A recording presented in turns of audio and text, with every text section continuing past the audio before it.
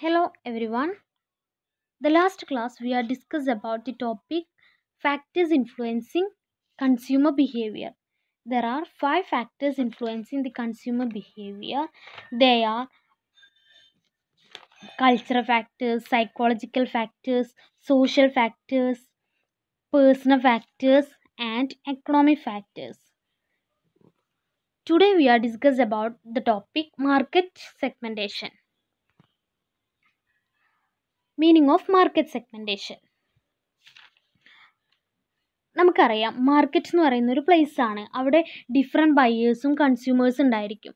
അപ്പോൾ ആ ഒരു പ്ലേസിൽ അവരുടെ ടേസ്റ്റും പ്രിഫറൻസ്, ഓരോ കൺസ്യൂമറിൻ്റെ ടേസ്റ്റ്, പ്രിഫറൻസ്, അവരുടെ ആറ്റിറ്റ്യൂഡ്, ബിലീഫ്സ് എന്ന് പറയുന്നത് ഡിഫറെൻ്റ് ആയിരിക്കും. അപ്പോൾ അതിനനുസരിച്ചിട്ട് തന്നെ ആയിരിക്കും അവിടെ പ്രൊഡക്ട്സുകളും പ്രൊഡ്യൂസ് ചെയ്യുന്നതും വിൽക്കുന്നതും. ഈ ഒരു മാർക്കറ്റ് സെഗ്മെൻറ്റേഷൻ എന്ന് പറയുന്നത് ഹോമോജീനിയസ് കസ്റ്റമേഴ്സിൻ്റെ ബേസിസിൽ മാർക്കറ്റിനെ, ടോട്ടൽ മാർക്കറ്റിനെ ഡിവൈഡ് ചെയ്യുന്നത് അവരുടെ ടേസ്റ്റ്, പ്രിഫറൻസ് അല്ലെങ്കിൽ റിക്വയർമെൻറ്റ്സ് അനുസരിച്ചിട്ട് ടോട്ടൽ കസ്റ്റമേഴ്സിനെ ഡിവൈഡ് ചെയ്യുന്നതിനെയാണ് മാർക്കറ്റ് സെഗ്മെൻറ്റേഷൻ എന്ന് പറയുന്നത്. Market segmentation simply means dividing market grouping of customers. ഇവിടെ എന്താണ് ചെയ്യുക, മാർക്കറ്റിനെ ഡിവൈഡ് ചെയ്യുക അല്ലെങ്കിൽ കസ്റ്റമേഴ്സിനെ ഗ്രൂപ്പ് ചെയ്യുന്ന ആ ഒരു പ്രോസസ്സിനെയാണ് മാർക്കറ്റ് സെഗ്മെൻറ്റേഷൻ എന്ന് പറയുന്നത്. It is the process of dividing a market into different groups of consumers having similar needs or characteristics. ഈ ഒരു മാർക്കറ്റിൽ ഈ മാർക്കറ്റ് സെഗ്മെൻറ്റേഷൻ നടത്തുമ്പോൾ ആ സെഗ്മെൻറ്റ് ചെയ്ത പാർട്സ് എന്ന് പറയുന്നത് അവിടുത്തെ കസ്റ്റമേഴ്സ് അല്ലെങ്കിൽ കൺസ്യൂമേഴ്സ് എന്ന് പറയുന്നത് ഒരേപോലെയുള്ള അവരുടെ നീഡ്സും കാര്യങ്ങളൊക്കെ ഒരേപോലെ ആയിരിക്കും. അതുകൊണ്ട് തന്നെ ഹോമോജീനിയസ് നീഡ്സിൻ്റെയും ക്യാരക്ടറിസ്റ്റിക്സിൻ്റെയും ബേസിലായിരിക്കും മാർക്കറ്റ് സെഗ്മെൻറ്റേഷൻ നടത്തുന്നത്. Market segmentation is the process of dividing a target market into smaller more defined categories. നമ്മൾ കൂടുതൽ ഡിഫൈൻ ചെയ്തിട്ടുള്ള കാറ്റഗറീസിൻ്റെ ബേസിസിൽ ടോട്ടൽ മാർക്കറ്റിനെ അല്ലെങ്കിൽ ടാർഗറ്റ് മാർക്കറ്റിനെ സ്മോൾ ഗ്രൂപ്പാക്കിയിട്ട് സെക്ഷൻസ് ആക്കിയിട്ട് ഗ്രൂപ്പ് ചെയ്യുന്നതിനെയാണ് മാർക്കറ്റ് സെഗ്മെൻറ്റേഷൻ എന്ന് പറയുന്നത്. It segments customers and audiences in to groups that share similar characteristics such as demographics, interest, needs or location. ഇത് ഓരോ രീതിയിലായിരിക്കും മാർക്കറ്റ് സെഗ്മെൻറ്റേഷൻ നടത്തുന്നത്. ഓരോ ക്യാരക്ടറിസ്റ്റിക്സിൻ്റെ ബേസിസിലായിരിക്കും, അല്ലെങ്കിൽ ചിലപ്പോൾ സൈക്കോളജിക്കൽ ആയിട്ടുള്ള ക്യാരക്ടറിസ്റ്റിക്സിൻ്റെ ബേസിലായിരിക്കും, അല്ലെങ്കിൽ ബിഹേവിയർ ആയിട്ടുള്ള ക്യാരക്ടറിൻ്റെ ബേസിലായിരിക്കും, അല്ലെങ്കിൽ അവരുടെ നീഡ്സിനനുസരിച്ചിട്ടായിരിക്കാം, അല്ലെങ്കിൽ ആറ്റിറ്റ്യൂഡ്സിനനുസരിച്ചിട്ടായിരിക്കാം, അവരുടെ ടേസ്റ്റിനനുസരിച്ചിട്ടായിരിക്കാം, ജെൻഡറിനനുസരിച്ചിട്ടായിരിക്കാം, അല്ലെങ്കിൽ ഇൻകത്തിൻ്റെ ബേസിലായിരിക്കാം. അങ്ങനെ ഒരുപാട് ക്യാരക്ടറിസ്റ്റിക്സിൻ്റെ ബേസിസിൽ മാർക്കറ്റിനെ, ടോട്ടൽ മാർക്കറ്റിനെ ഡിവൈഡ് ചെയ്യുന്നതിനെയാണ് മാർക്കറ്റ് സെഗ്മെൻറ്റേഷൻ എന്ന് പറയുന്നത്.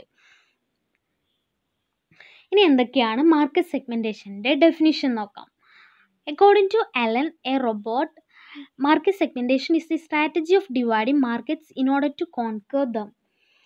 നമ്മുടെ ടോട്ടൽ മാർക്കറ്റിനെ ഡിവൈഡ് ചെയ്യുന്ന ആ സ്ട്രാറ്റജീനെയാണ് മാർക്കറ്റ് സെഗ്മെൻറ്റേഷൻ എന്ന് അലൻ എ റോബർട്ട് പറഞ്ഞിട്ടുള്ളത്. അതായത് നമ്മുടെ ടോട്ടൽ മാർക്കറ്റ് ഇവിടെ എന്ത് ചെയ്യുകയാണ്, ഡിവൈഡ് ചെയ്യുക. ആ ഡിവൈഡ് ചെയ്യുന്നതെന്ന് വെച്ചാൽ അവർക്ക് കൂടുതൽ മാർക്കറ്റ് കസ്റ്റമേഴ്സിനെ അട്രാക്റ്റ് ചെയ്യിക്കാൻ വേണ്ടിയിട്ട് അവരെന്ത് ചെയ്യുകയാണ്, മാർക്കറ്റിനെ ഡിവൈഡ് ചെയ്യുന്ന ഒരു സ്ട്രാറ്റജി ആക്കി മാറ്റുകയാണ് മാർക്കറ്റ് സെഗ്മെൻറ്റേഷൻ എന്നുള്ളത്. According to Kotler, market segmentation is subdividing of market into homogeneous subsections of customers where any subsection may conceivably be selected as a target market to be reached with a distinct marketing mix. ഇവിടെ market segmentation എന്ന് പറയുന്നത് മാർക്കറ്റിനെ sub divide ചെയ്യുകയാണ്. അതായത് വീണ്ടും എന്ത് ചെയ്യുകയാണ്, divide ചെയ്യുകയാണ്. ഹോമോജീനിയസ് സബ്സെക്ഷൻസ് ഓഫ് കസ്റ്റമേഴ്സിൻ്റെ ഒരേപോലെ, ഹോമോജീനിയസ് എന്ന് പറഞ്ഞാൽ ഒരേ ക്യാരക്ടറിസ്റ്റിക്സ് ഉള്ളതിനെയാണ് ഹോമോജീനിയസ് എന്ന് പറയുന്നത്. അപ്പോൾ കസ്റ്റമേഴ്സ് ഒരേ ക്യാരക്ടറിസ്റ്റിക്സ് ഉള്ള കസ്റ്റമേഴ്സ് ഉള്ള മാർക്കറ്റിനെ എന്ത് ചെയ്യുകയാണ്, സബ് ഡിവൈഡ് ചെയ്യുകയാണ്. ഇവിടെ എന്തുണ്ട്, ആ ടാർഗറ്റ് മാർക്കറ്റിനെ അവർക്ക് ഒരുപാട് മാർക്കറ്റ് മിക്സുകളുണ്ടായിരിക്കും. ആ മിക്സിൻ്റെ ബേസിസിൽ മാർക്കറ്റിനെ എത്തിക്കാൻ വേണ്ടിയിട്ട് ഇങ്ങനെ മാർക്കറ്റ് സെഗ്മെൻറ്റ് ചെയ്യുമ്പോൾ ആ ഒരേപോലെയുള്ള ക്യാരക്ടറിസ്റ്റിക്സ് അനുസരിച്ചിട്ട് മാർക്കറ്റ് ഒന്നും കൂടി ഡെവലപ്പ് ചെയ്യാനൊക്കെ പറ്റും. അങ്ങനെയാണ് അക്കോർഡിംഗ് ടു കോട്ട്ലർ മാർക്കറ്റ് സെഗ്മെൻറ്റേഷനെ ഡിഫൈൻ ചെയ്തിട്ടുള്ളത്. ഇനി meaning of market segment meaning നമ്മൾ പറഞ്ഞതാണ്. എന്നാലും മാർക്കറ്റ് സെഗ്മെൻറ്റിൻ്റെ സിമ്പിളായിട്ടുള്ള മീനിങ് എന്ന് പറയുന്നത്, മാർക്കറ്റ് സെഗ്മെൻറ്റിൻ്റെ മീനിങ് എന്ന് പറയുന്നത്, it is a meaningful group of buyers having similar wants and characteristics. ഇവിടെ ബയേഴ്സിൻ്റെ വാൺസ്, അവരുടെ ആവശ്യങ്ങളും അവരുടെ സവിശേഷതകൾ, സ്വഭാവ സവിശേഷതകളൊക്കെ സിമിലർ ആയിരിക്കും. അതിനെയാണ് മാർക്കറ്റ് സെഗ്മെൻറ്റ് എന്ന് പറയുന്നത്. ഈ ഒരു പിക്ചർ നോക്കിയാൽ നമുക്ക് അറിയാതിരിക്കാം, അതാണ് ടാർഗറ്റ് മാർക്കറ്റ് എന്ന് പറയുന്നത്. ഈ മോളിൽ കാണുന്നതാണ് ടാർഗറ്റ് മാർക്കറ്റ്. ഇതിൽ ഒരുപാട് കസ്റ്റമേഴ്സ് ഉണ്ട്. ആ കസ്റ്റമേഴ്സിനെ ഒരേപോലെയുള്ളവർ എന്ത് ചെയ്യാണ്, ഗ്രൂപ്പ് ചെയ്യാണ്. ഇപ്പോൾ വയലറ്റ് ആയിട്ടുള്ള കസ്റ്റമേഴ്സിന് എന്ത് ചെയ്യാണ്, ഒരു ഗ്രൂപ്പിലിടുക. അതുപോലെ യെല്ലോ കളേഴ്സുള്ള കസ്റ്റമേഴ്സിനെ ഒരു ഗ്രൂപ്പിലിടുകയാണ്. അതുപോലെ ബ്ലൂ കളറുള്ള ആളുകളെ ഒരു ഗ്രൂപ്പിൽ, ഓറഞ്ച് കളറുള്ള ആളുകളെ ഒരു ഗ്രൂപ്പിൽ. അതുപോലെ തന്നെയാണ് ടാർഗറ്റ് മാർക്കറ്റിങ്ങിലും പറയുന്നത്, മാർക്കറ്റ് സെഗ്മെൻറ്റേഷനിലും പറയുന്നത്. ഒരേ ക്യാരക്ടറിസ്റ്റിക്സ് ഉള്ള ആളുകളെ ഗ്രൂപ്പ് ചെയ്യുക, അല്ലെങ്കിൽ കസ്റ്റമേഴ്സിനെ ഗ്രൂപ്പ് ചെയ്യുക, അല്ലെങ്കിൽ ആ മാർക്കറ്റ് ഗ്രൂപ്പ് ചെയ്യുന്നതിനാണ് മാർക്കറ്റ് സെഗ്മെൻറ്റ് എന്ന് പറയുന്നത്. ഇനി അതിൻ്റെ ഒരു എക്സാമ്പിളായിട്ട് നമുക്ക് നോക്കാം.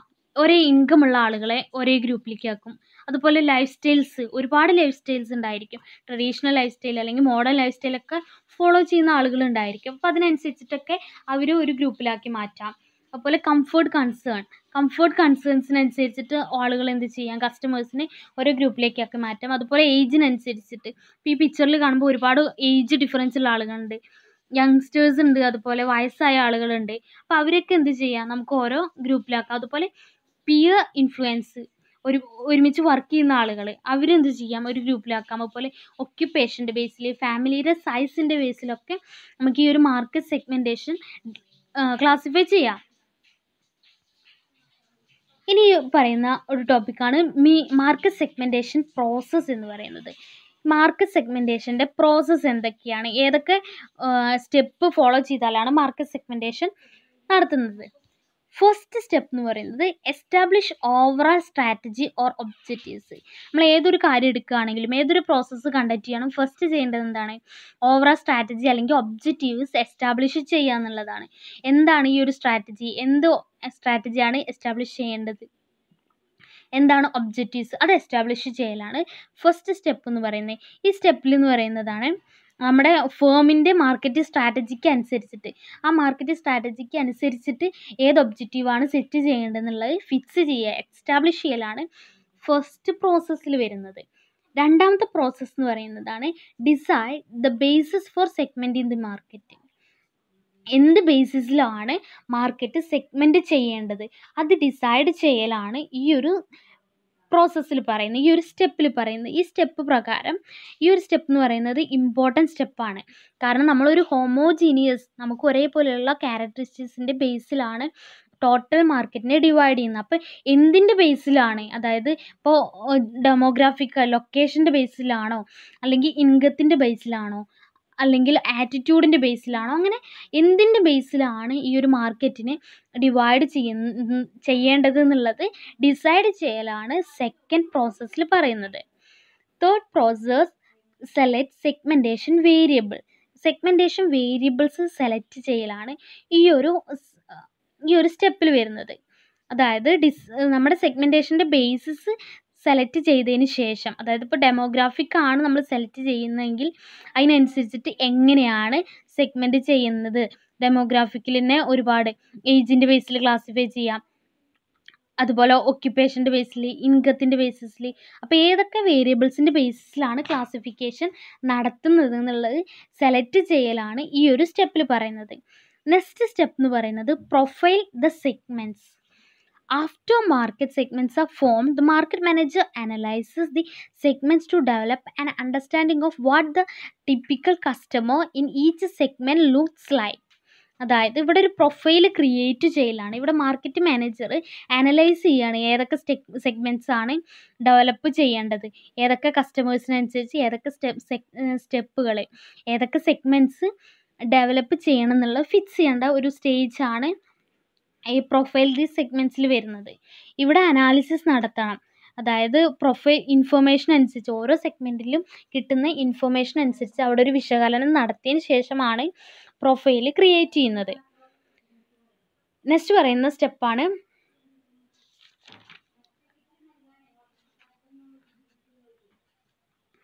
Evaluate segment attractiveness.